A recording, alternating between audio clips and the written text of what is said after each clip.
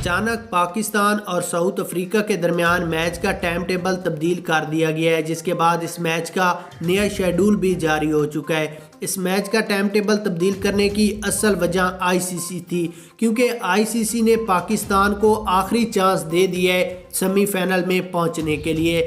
اب Pakistan team semi final کے لیے کوالیفائی بھی کر سکتی ہے، اور وہ بھی آسانی کے ساتھ، جس کے بعد پاکستان کی 24 کروڑ عوام حیران رہ گئی کہ آئی سی سی نے نیا قانون بنا دیا ہے۔ یہاں پر آپ کو مکمل تفصیلات بتاتے ہیں، اس سے پہلے ویڈیو کو لائک کریں اور کامنٹس میں اپنی رائے لازمی دیں۔ یہاں پر اگر اس میچ کی ٹائم ٹیبل کی بات کریں تو پاکستان اور ساؤتھ افریقہ کے درمیان 3 تاریخ کو 1 بجے میچ شروع ہوگا۔